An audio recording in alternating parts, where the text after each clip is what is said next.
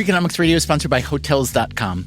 Hotels.com gives you access to hundreds of thousands of hotels worldwide. And when you join for free, you can save up to 20% instantly with member prices. Plus, every stay earns rewards. So when you book one trip, you're already lowering the cost of the next one. Hotels.com is simple, rewarding, and designed to help you get more out of every stay. Sign up for free and book today. Hotels.com. It's all in the name. Freakonomics Radio is sponsored by Amica. You know what they say, if you want to go fast, go alone. If you want to go far, go together. So go with Amica and get coverage from a mutual insurer that's built for their customers, one that looks after what's important to you together. Auto, home, life, and more, coverage that fits your unique needs. Amica helps you protect what matters most. Visit amica.com and get a quote today.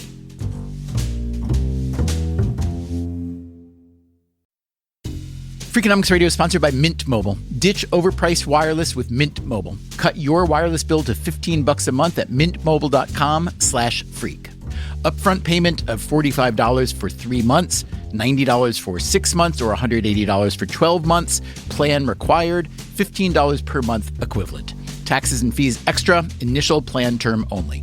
Greater than 50 gigabytes may slow when network is busy, includes up to 20 gigabytes hotspot. Capable device required. Availability, speed, and coverage varies. See mintmobile.com.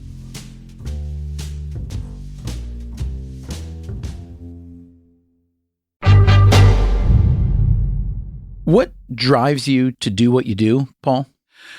I don't want to live in a world without whales.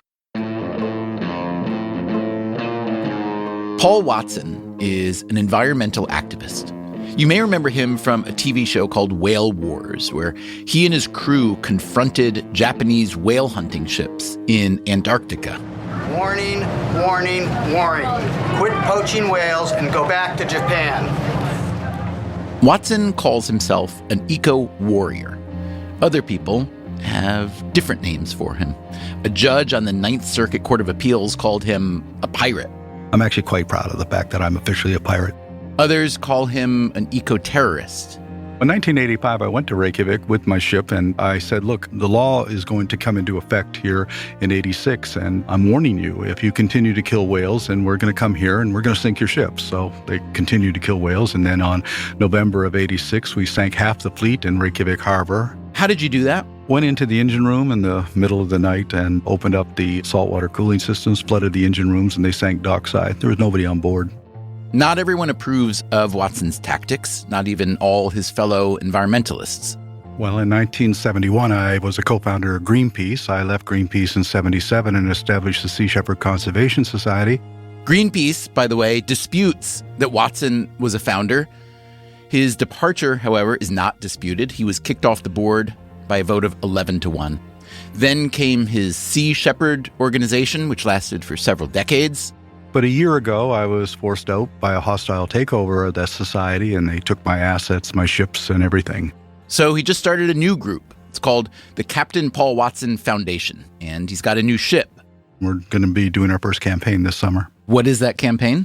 To stop the killing of endangered fin whales in the waters between Iceland and Greenland.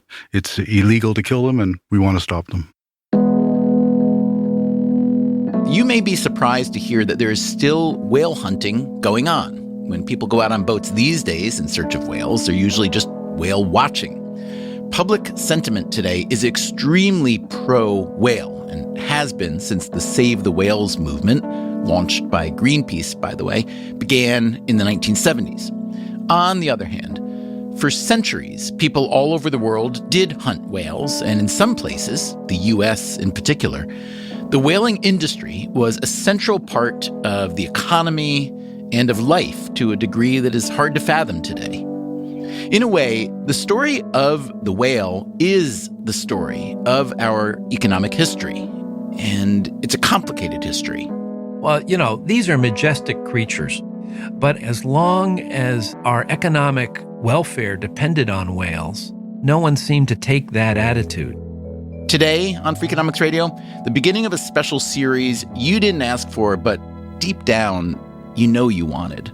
We will take what whalers used to call a Nantucket sleigh ride, starting in the 19th century. It was an extremely lucrative and important industry. It was also a particularly dynamic industry. This was early capitalism unleashed on the high seas.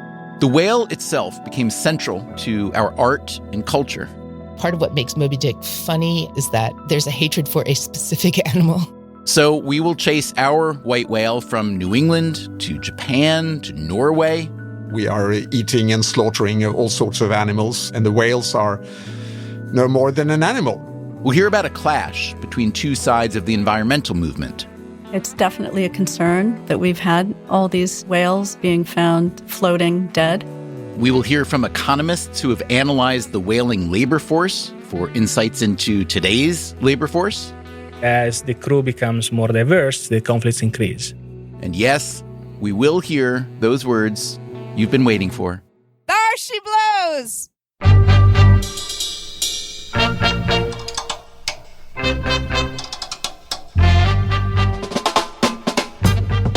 This is Freakonomics Radio, the podcast that explores the hidden side of everything, with your host, Stephen Dubner.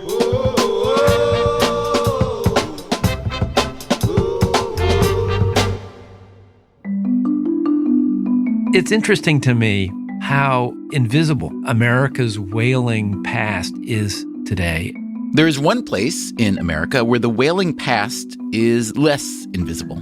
Yes, my name is Nathaniel Philbrick. I am a writer and historian on Nantucket Island. Nantucket lies about 30 miles off the coast of Cape Cod in Massachusetts. It's a pretty small island, barely 100 square miles, and accessible only by boat or plane. The year-round population is only 10,000. It swells to 60,000 during the summer. Philbrick moved there with his family in 1986. And I inevitably became fascinated with the island's history and began to research it. And what did he learn? The whaling industry on Nantucket was everything. They really didn't have anything else going on. Philbrick has written several well-regarded books of maritime history. The one most relevant to our discussion today is called In the Heart of the Sea, The Tragedy of the Whale Ship Essex. The Essex was the real-life inspiration for Moby Dick by Herman Melville, the whale of all whaling books. Don't worry, we will hear much more about Moby Dick later in this series. Philbrick's book draws a picture of Nantucket as the undisputed capital of America's early whaling industry. You have to remember, this was before petroleum. Whaling was big business. It was the first vertically integrated economic system in America. And it had been high profile since pre-revolutionary days. The British statesman Edmund Burke had pronounced before Parliament that these people on Nantucket epitomized what the colonies were all about, that no one could compare to their economic wherewithal, their energy, and their inventiveness. Nantucketers were, as Melville says, Quakers with a vengeance. The American whaling industry at its peak in the mid-1800s included over 600 ships, more than any other country. It killed thousands of whales a year and produced hundreds of millions of dollars a year in today's dollars. The streets of Europe were lit with Nantucket whale oil. It was lubricating the machines of the emerging industrial age. It was really at the center of this global economy. Ralph Waldo Emerson would visit Nantucket during one of his lecture tours and would record in his diary, "Nation of Nantucket makes its own war and peace." People really did look to the island as its own kind of exemplar nation within a nation. Okay, so how did this little island become the capital of whaling? Well, the first English settlers who arrived on Nantucket in 1659 came here not to whale, not even to fish. They came here to be sheep herders because Nantucket was an island without wolves. And so they brought with them sheep. But Nantucket wasn't great for raising sheep since there wasn't enough river power to run the mills to process wool. So the Nantucketers turned to fishing. One of the things they did notice was that every winter, pods of right whales. They were called right whales because they were the right whale to kill. They floated when you killed them. These pods of right whales would appear along the South Shore. And the native Wampanoag, for years, had harvested the dead whales that had washed up on shore and gotten the oil from that blubber. The Nantucketers began to commercialize whale hunting, often at the expense of the native Wampanoag. One of the reasons why whaling took off on Nantucket was that the Nantucketers had from the beginning a source of cheap labor. They employed the Wampanoag and had this system of debt servitude by which if Wampanoag got into trouble with the law or something like that, their penalty would be in years in the whale fishery. Most of the whale hunting at the time happened close to shore. The longest a ship might stay out at sea was a few days. But the Nantucketers began to deplete the local whale supply. And then, in the early 1700s, a whale boat was blown out to sea in a storm. And they were well off the island when they saw a whale with a different kind of spout, a spout that went forward rather than straight up. This was the sperm whale. The Nantucketers killed this unusual whale. According to the account, the blood and oil of the whale stilled the waters in this storm in a biblical fashion. They towed it back to Nantucket, and they realized, wow, this is where our future lies. This is the high-end portion of the whale oil market. And so they would devote themselves almost exclusively to sperm whales, which are much harder to get, which require you to sail way offshore to pursue them, but that was Nantucket's future. This future required bigger and faster ships, more advanced tools and technologies, including a more efficient way to process the whale oil. A whale ship was a floating factory. The key piece of equipment was called a tryworks. It's essentially a big brick furnace where you would render the oil from the blubber of the whale. This used to happen on land, which meant that ships had to haul the whale carcass back to shore. But by the 1770s, whale ships were outfitted with tryworks on board.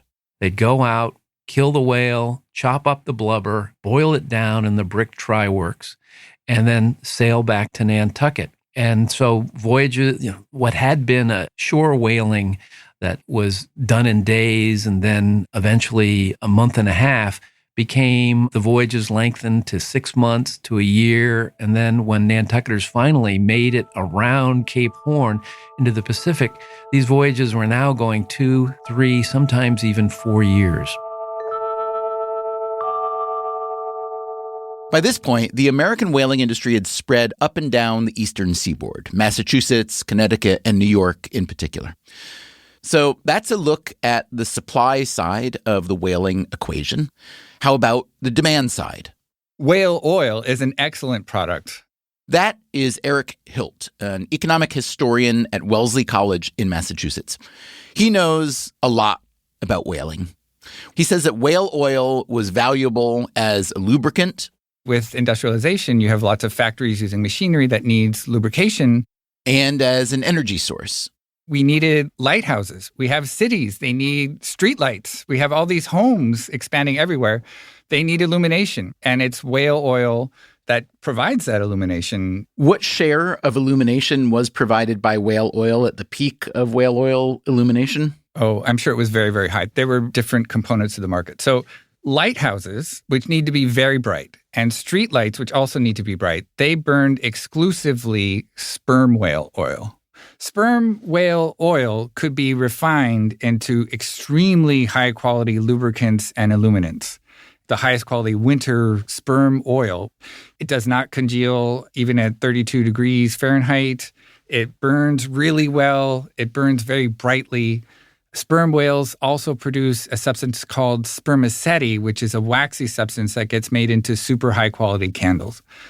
Households that could not afford really nice sources of illumination would use lamps that burned the oil from baleen whales, which wasn't as nice. It didn't burn as well, and it also gave off a fishy odor. Baleen whales, however, have another product within their bodies, which is called baleen. It's this keratinous substance that they use in their mouths to sort of strain the water. That baleen is a strong, flexible material that was very useful in some respects, the way we use plastic today. So in the mid to late 19th century, women's fashion demanded a huge amount of it, and its product rose substantially. So women were expected to wear these really, really tight-fitting corsets underneath their dresses, and the corsets were made rigid by including baleen within them. The word, I don't know, I've heard it pronounced both ways. Ambergris or ambergris, do you say? I would say ambergris. And ambergris came from what part of the whale? From the intestines of sperm whales only. So it's a very valuable product that's rarely obtained, and it comes from something having to do with the digestion of sperm whales. And it's still used today in fragrances? Perfume, yes. Do most people who use perfume that contains ambergris know, do you think, that it comes from whale vomit? I don't know. Apparently it washes up on beaches and it remains valuable. And what about whale meat? Was that ever a significant part of the American diet? Absolutely not. American whaling vessels just discarded the carcasses of whales once they took the blubber, almost like peeling it like an orange, like took the blubber off the outside, removed the baleen in the mouths of the whales that had baleen, and then just discarded the carcass of the whale. So can you give me a nutshell of the role of the whaling industry in how the U.S. economy evolved? In the early to mid-19th century, it was an extremely lucrative and important industry. And it contributed to the accumulation of profits that were then invested in other industries. So textile manufacturing, a lot of whaling merchants reinvested their profits in textile factories.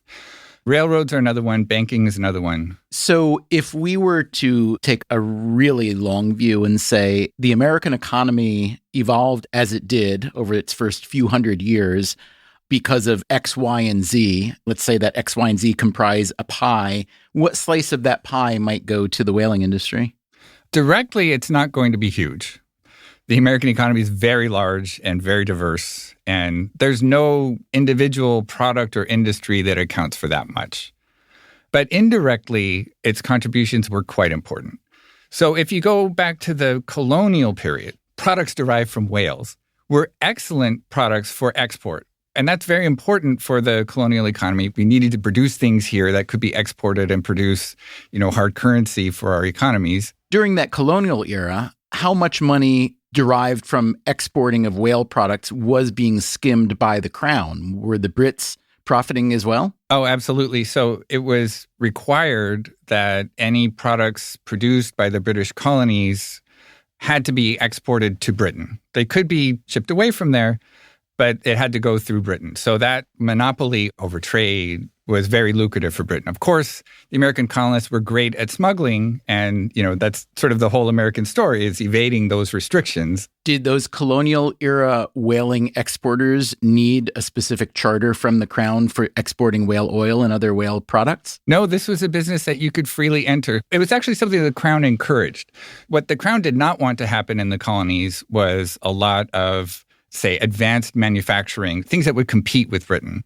They also didn't want a lot of financial development because they wanted, the metropole to be the source of finance.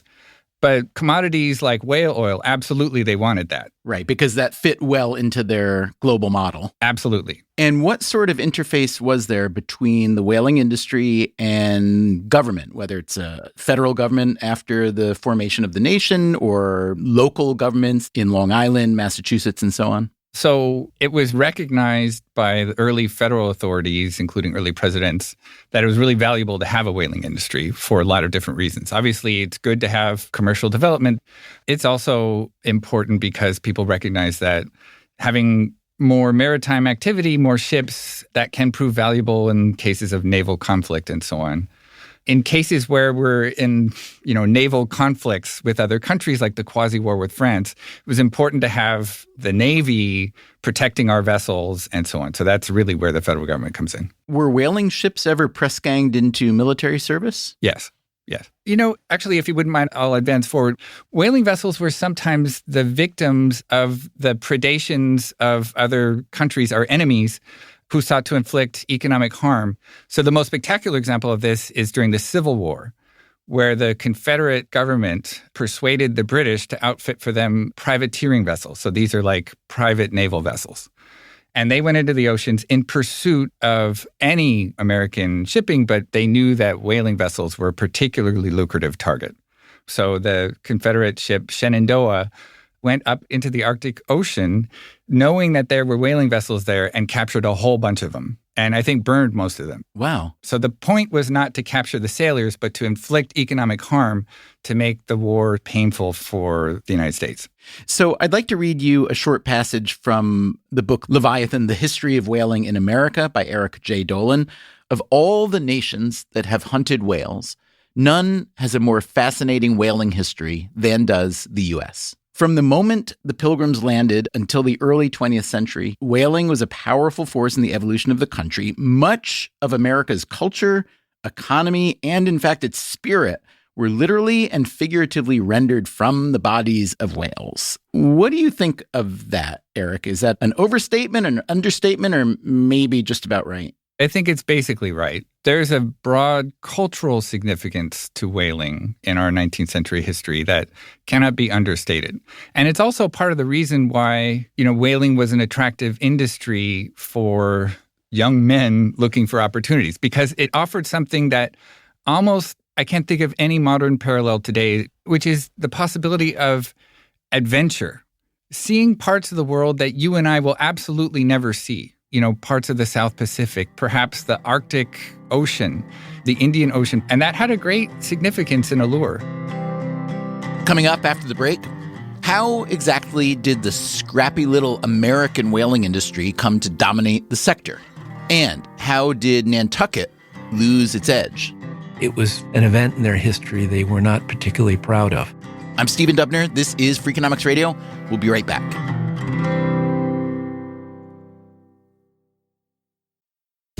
Freakonomics Radio is sponsored by Figure. Did you know that 40% of homeowners own their home outright? If that's you, don't let your equity sit idle. Tap it with a home equity line of credit. Figure, the #1 non-bank HELOC lender in the U.S., helps tap equity you've built in your home so you can do things like tackle a renovation or pay down debt. HELOC is a line of credit secured by your home. You can draw what you need, repay, and draw again. Figure offers a 100% online application. Get approved in 5 minutes and funding in as few as 5 days. It's faster than a bank loan and cheaper than a personal loan. Check your rate today without impacting your credit at figure.com/Freakonomics. This post is sponsored by Figure, NMLS ID 1717824. Figure is an equal housing lender. For more information about their licensing, visit nmlsconsumeraccess.org. Figure's HELOC is subject to credit approval and terms apply.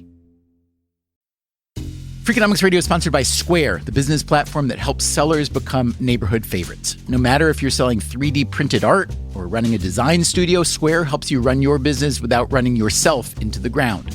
Square was made to work on the go, so you can sell wherever your customers are. With Square, you can track sales, manage inventory, and access reports in real time, whether you're in the shop, on the go, or running things solo. Square supports every major payment method, including tap to pay, and offers instant access to your earnings through Square Checking. Sellers save an average of 44 hours per month by skipping bank transfer delays. With Square, you get all the tools to run your business with none of the contracts or complexity. And why wait? Right now, you can get up to $200 off Square hardware at square.com/go/Freakonomics. That's SQUARE.com/GO/Freakonomics. Run your business smarter with Square. Get started today. Freakonomics Radio is sponsored by TalkAboutPD.com. Let's talk about Peyronie's disease, or PD. It's not widely talked about, and some men may feel reluctant to bring it up, but it's more common than you would think. PD can happen when scar tissue builds up under the skin of the penis, causing a curve with a bump during an erection that for some men may lead to pain during intimacy and impact mental health. A trusted urology specialist can help diagnose PD and walk you through your options, including non-surgical treatment. Visit talkaboutpd.com.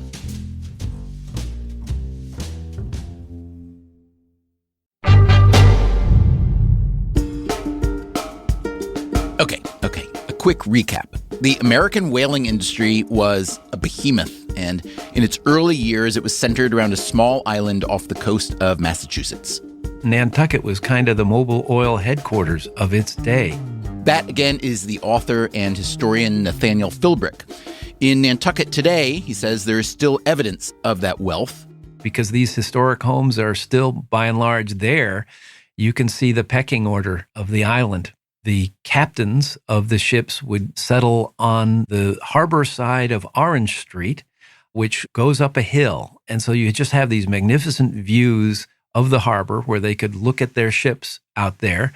Their mates would stay traditionally on Union Street at the base of that hill and aspire to one day own a house on Orange Street. And meanwhile, the merchants who owned the ships were initially on Pleasant Street. That was back a bit, away from the clamor and stench of the waterfront. But the whaling industry spread well beyond Nantucket. Here, again, is the economic historian Eric Hilt. So the beginning of the 19th century through, let's say, the Civil War era, the industry flourishes in the U.S. It peaks in size in about 1850. There's 40 or 50 different towns that sponsored at least some whaling, but most of it was concentrated in just 4 towns: Nantucket, New Bedford, New London, Connecticut, and Sag Harbor, New York. Those 4 places account for about 70% of whaling voyages. And can you draw a modern equivalent to an industry? Does it remind you of anything with all that concentration? It has some attributes of modern technology industries. So you can think of places like Silicon Valley and the Boston areas where those firms are concentrated. They're there partly for labor market reasons. There's a deep pool of talent to draw on. They're also partly there for information reasons. It's how you learn about the great opportunities, the new advances, and so on. So these specialized whaling ports were like that. They were places where talented merchants and captains were based, but also the information that was flowing there was the most current. And also, you need access to a lot of capital, a lot of supplies, and the suppliers are all there. When you look back at the total history of whaling, is it surprising that the U.S. became the center of the global whaling industry? That's an interesting question. I don't think so. Whaling was practiced in Europe. Britain, for example, had a decently sized whaling industry that went into the North Atlantic Ocean. But they did it in a way that wasn't terribly efficient. So they were very concerned about doing things in a proper way. Their sailors had these nice uniforms. They always had a surgeon on board. You know, these are costly voyages. So the Americans, and this is characteristic of a lot of American history, the Americans were just scrappy, very, very efficient, bare bones operations. And so the fact that they would be successful reflects what you might think of as the American entrepreneurial spirit, but also the American propensity to ignore formalities and not do things in a way that's expensive, but just do things in a way that works. It sounds like you're describing Uber, maybe. Well, maybe so. Maybe so. It really isn't hard to draw parallels between the startup culture in Silicon Valley and the 19th century whaling industry. Consider how the financial returns shook out. The average returns were quite high. They compared favorably to the returns that you could earn on, for example, investments in manufacturing or railroads. But that high average masked tremendous variability, just tremendous variability.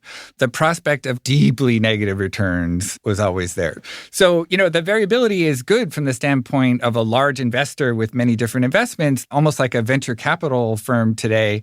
Indeed, modern venture capital firms are structured very much like the whaling corporations of the 1830s. They were typically named after the location of their investors. Cold Spring Whaling Company, Wilmington Whaling Company, places like this. There'd be a managing partner called an agent who would organize the voyage, recruit the crew, put together all the supplies that are needed, possibly also solicit investments from people who invest in whaling voyages. In order to modulate risk, these investor groups pooled resources and they spread their bets across a portfolio of whaling voyages. They would invest based on factors like skill of the captain, condition of the boat, and the availability of labor. It's all about these really, really excellent voyages with super high returns that offset the gigantic losses that were sometimes suffered. When there was a voyage that failed miserably, what exactly did that failure look like? Was the ship lost at sea? Did they just not find whales? Was there a mutiny and they hung the captain and killed each other? Not finding whales and not successfully pursuing the whales that were found was probably the leading cause of negative returns. Lost vessels are another one. Now, the vessel itself could be insured, and there were really good markets for insurance for these voyages. Deaths at sea were not uncommon. The process of rendering oil from the whale blubber, of raising and lowering casks of oil from below deck to above deck, these huge, very, very heavy things being suspended above the sailors. In heavy weather, as they would say, that's just very, very dangerous, and many people lost their lives.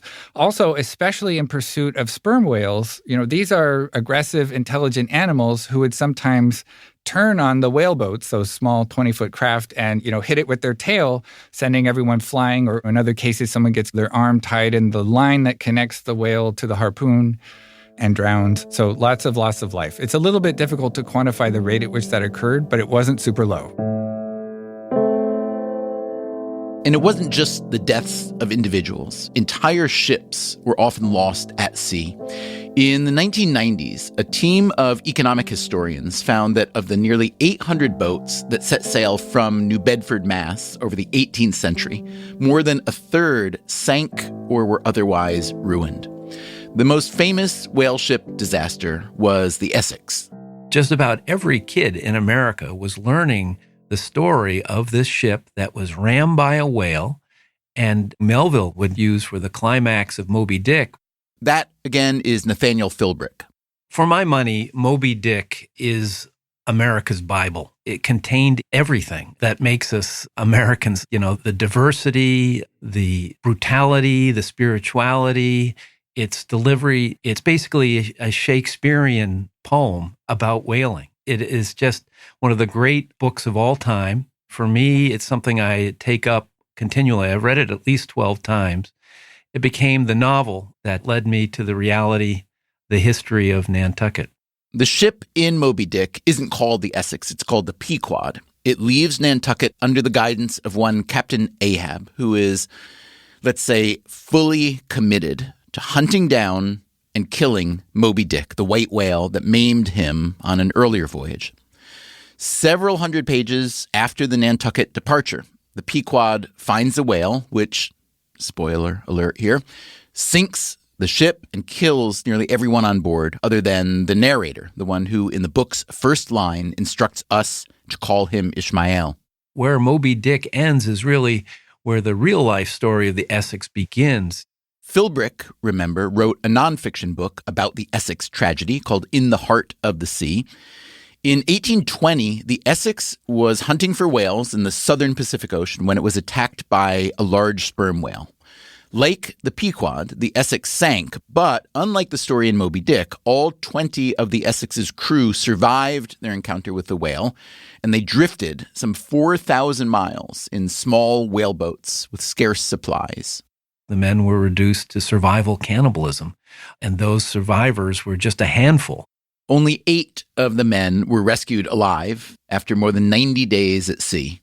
And those survivors were found clutching the bones of their dead shipmates. This was a story that was news in America and became a real historical, cultural part of America. It was said that you were not allowed to talk about the Essex on Nantucket because it was an event in their history they were not particularly proud of. This is not something for the Chamber of Commerce brochure. By the time Moby Dick was published in 1851, Nantucket was no longer the world's leading whaling port. That baton had been passed to New Bedford. New Bedford lies on the Massachusetts mainland. It had been founded by Nantucketers. By the 1850s, it was the wealthiest city per capita in the United States. How did Nantucket lose its lead? Nantucket in the early 1840s was extraordinarily prosperous, but it had a problem. The harbor was too shallow for these large ships that had developed. And so a lot of the whaling trade was going to the mainland, specifically New Bedford. And then in 1846, the island suffered a great fire, which destroyed a third of downtown, all of the waterfront. And then the discovery of gold in 1848, many Nantucketers said, whoa, with whaling on the decline here, that is the future. Some of the most ambitious Nantucketers sailed their ships to California, all the way around Cape Horn at the southern tip of South America, in the hopes of finding gold. And those ships were abandoned at the Golden Gate. To this day, when a new office building goes up in San Francisco, they often find the bones of an old whale ship. So Nantucket was in steep decline as New Bedford rose, but within just a few decades, New Bedford also lost its grip, and the U.S. whaling industry essentially collapsed. Why? There were several reasons, some of which won't surprise you, but others will. That's coming up in a minute. I'm Stephen Dubner. This is Freakonomics Radio, and we are talking whales.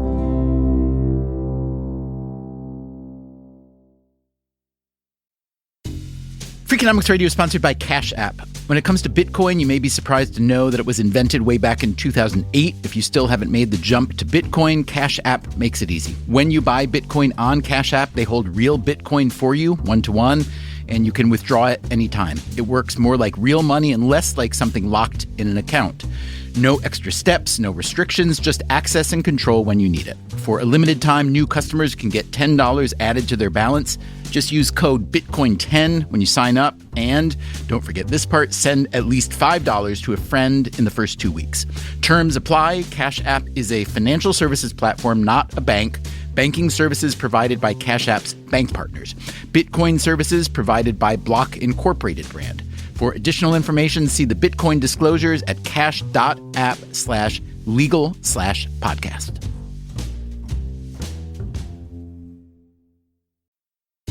Freakonomics Radio is sponsored by Angie. Angie's been connecting homeowners with skilled pros for over 30 years, and they've made it easier than ever to tackle home projects. Their nationwide network has experts in everything from plumbing and landscaping to roofing, remodels, and more. You can read verified reviews and request and compare quotes to find your best price. So join the millions of homeowners who use Angie to get the job done well. Download the Angie app today or visit angi.com.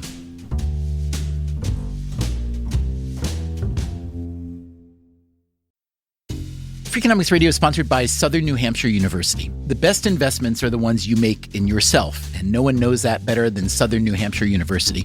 With more than 200 online degree programs, no set class times, and low online tuition, Southern New Hampshire University is built to fit your life today and set you up for success tomorrow. Education is an investment. Why not make it a smart one? Apply for free at snhu.edu/Freakonomics.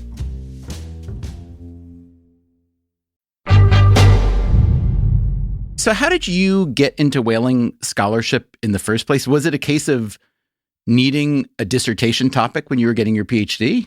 I wasn't needing a dissertation topic, but I fell in love with whaling. I visited the New Bedford Whaling Museum, which is a wonderful place to visit, and learned the stories of the industry, all the records that survive, and the fascinating challenges that people in the business faced, and just thought it's an amazing context in which to try to think about how businesses are organized, how compensation works, how risk is allocated, and so on.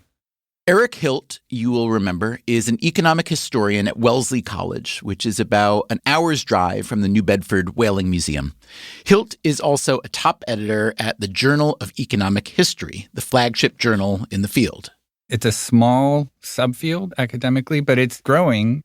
It's an important part of the field of economics, actually. So I love economic history, but it doesn't seem like there's enough of it, or at least not enough good of it. Do you agree? Yes. And I think as new technologies make historical research easier, there's greater interest in it. So there's two goals usually. One is to illuminate deep questions in economic theory. History is like a separate world in which to test economic theories. Another part of it, though, is just to understand how the economy evolved. What are the forces responsible for the growth of, in this case, the American economy? What worked and what didn't? What are the deep institutional factors? How did technology play a role? Okay, what would you say were the key differences between investing in maybe a factory that's going to manufacture textiles versus being one of the investment groups you told us about earlier that are funding these whaling expeditions? The most important difference is that the investments in the whaling ship are much more concentrated. So lots of textile businesses would incorporate and sell shares to investors and maybe have hundreds of owners. Whaling vessels were typically owned by a small handful of investors, often investors who knew personally the agent who was running things. The agent himself, and it was always a he, would typically own about a third of the vessel. So you have very, very concentrated ownership. And that was important for the success of the voyage because it created powerful incentives for the agent to make really good decisions and do his job really well, right? That gives him an incentive to work very hard to hire the best captains and do things as well as possible. So as an economist, you probably like that setup. It gets rid of the principal agent problem, right? That's right. It's a way to handle those very extreme principal agent problems that you see everywhere in the business world. The principal agent problem is economist talk for what happens when two people in a business relationship seem to have the same incentives, but in fact may not. It might help to think of the principal as the boss and the agent as an employee. My Freakonomics friend and co-author Steve Levitt has a favorite example of the principal agent problem. When the city of Chicago was trying to land the Summer Olympics some years ago, the city was leaning on the police to crack down on prostitution. So the police bosses, the principals, had a strong incentive to make that happen. But as Levitt discovered while doing a study on the economics of street prostitution in Chicago, some police on the street had a different incentive because they had an arrangement whereby in exchange for protecting prostitutes from violence or arrest, the cops would get freebies from the prostitutes. And that is an example of the principal agent problem. The city of Chicago didn't get the Olympics, by the way. But what does all this have to do with whaling? Well, as Eric Hilt learned in his research, as the whaling industry grew, more investors wanted in, and ownership became less concentrated. Some states even granted corporate charters, which shifted the management of whaling ventures from small investor groups to corporate boards and executive officers. This also introduced, at least theoretically, the principal agent problem. That's right. So in an environment where the person handling all important managerial decisions is not a major owner, they just have less skin in the game. There's less at stake for them. In some cases, they were not even owners at all. They were just paid a salary. And in a case like that, they'll check off the boxes, do what's needed, and that's it. They have very little riding on the success of the voyage. And indeed, on average, those voyages were not super successful. Was there equity or participation by the high-ranking employees, captain and the mates and so on? It was pretty typical for captains to own a small share of the voyages to give them higher power incentives. So that's another unique thing about whaling. The crews, including the captain, were paid in shares of the produce of the voyage. They weren't paid ordinary wages. So that gave them strong incentives in the same sense that the agent himself had strong incentives. But it also meant that the crew members were bearing a lot of risk. And if the voyage didn't turn out very well, they wouldn't be paid very much. Can you think of a modern parallel in which there's one industry or one pursuit, whaling, right? Going on a ship and getting whales, that it's done in these two different managerial ways. One is sort of a corporate model, the other more of a partnership model. Is there a modern version of that? Okay, investment banking. Yeah.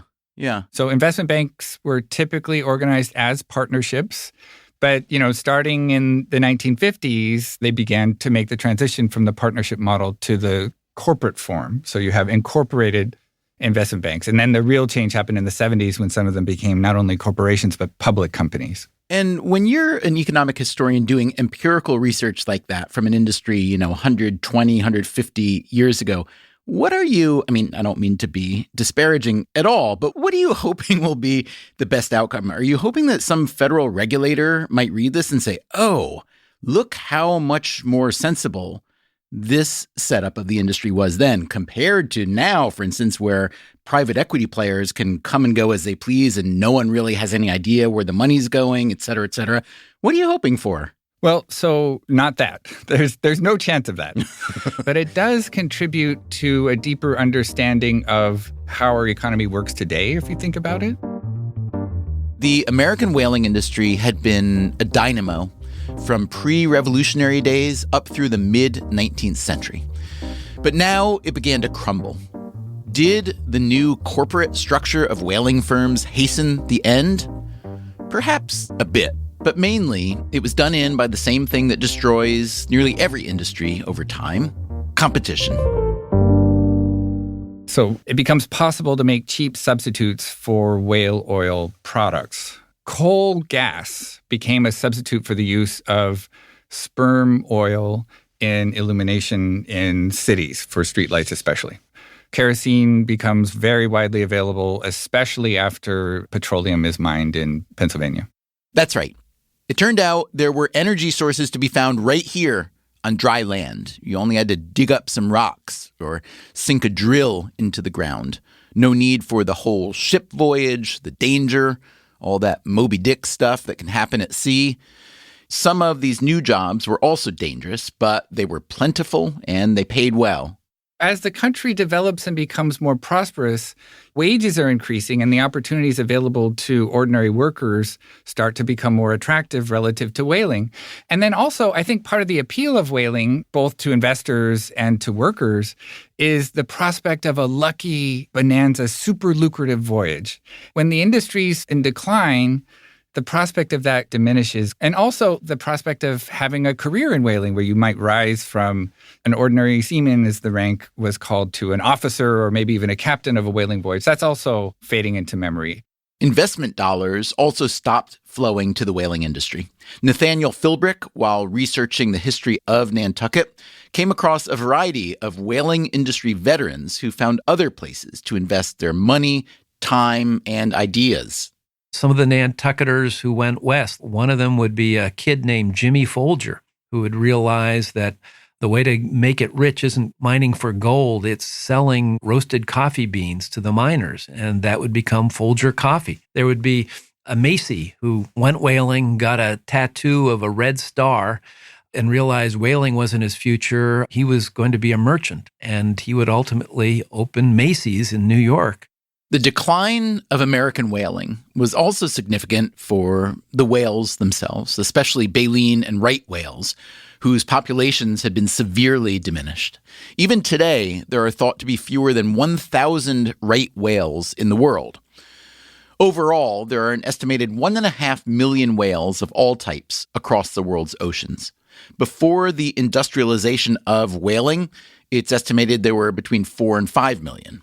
And on Nantucket, there is a lot of residual guilt about the fact that here we have all these knickknacks with whales on them, which, we all treasure in one way or another. But back in the day, they were what every Nantucket boy longed to throw a harpoon at when he became of age. I think the damage to whale populations has contributed to growing environmental consciousness. And that, again, is Eric Hilt.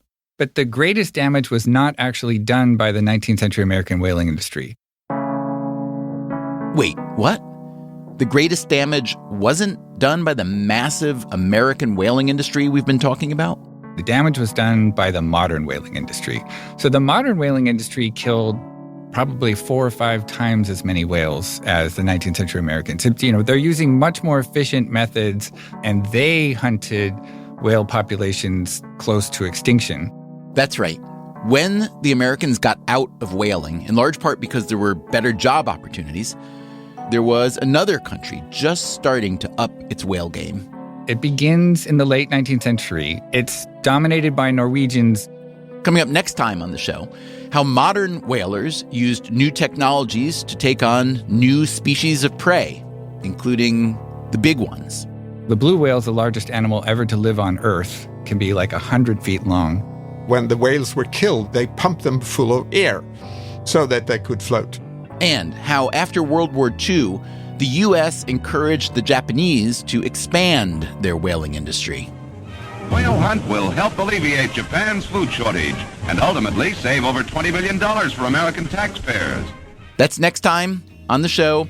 Until then, take care of yourself and, if you can, someone else too. Freakonomics Radio is produced by Stitcher and Renbud Radio. You can find our entire archive on any podcast app or at Freakonomics.com, where we also publish transcripts and show notes. One more thing. If you've enjoyed our Freakonomics MD podcast, you might like to know that the host, Bapu Jena, has a new book out right now that he co-authored with Christopher Worsham. It's called Random Acts of Medicine: The Hidden Forces That Sway Doctors, Impact Patients, and Shape Our Health. And you can hear a chapter of it read by Bapu by searching for Freakonomics MD in your podcast app. This episode was produced by Zach Lipinski and mixed by Eleanor Osborne. Our staff also includes Alina Kuhlman, Daria Kleinert, Elsa Hernandez, Emma Terrell, Gabriel Roth, Greg Rippin, Jasmine Klinger, Jeremy Johnston, Julie Canfer, Catherine Moncure, Lyric Bowditch, Morgan Levy, Neil Carruth, Rebecca Lee Douglas, Ryan Kelly, and Sarah Lilly. Our theme song is Mr. Fortune by the Hitchhikers. The rest of our music is composed by Luis Guerra. As always, thank you for listening. It's hard to sit still. I understand. Whaling is exciting. I'm on the edge of my seat here. The Freakonomics Radio Network, the hidden side of everything. Stitcher.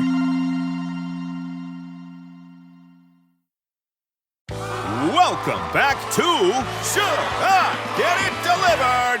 Contestant, you're out of food and your meds, but are too tired to get up. Do you A, pout, B, beg your roommate, or C, get Walmart to deliver it all same day? Same day? Who knew? Gonna go with C, Walmart. That is correct. Walmart offers same-day delivery for prescriptions, groceries, and more. I love not leaving my couch. Walmart. Who knew? Subject to availability, restrictions, medication exclusions, and fees apply. Hey there, I'm Stephen Dubner, host of Freakonomics Radio. If you love the podcasts in the Freakonomics Radio Network, I want to tell you about a way you can get even more from us. To hear our shows without ads and get exclusive access to Freakonomics Radio bonus episodes, please subscribe to SiriusXM Podcasts Plus on Apple Podcasts or sign up at SiriusXM.com/podcasts plus. Start a free trial today.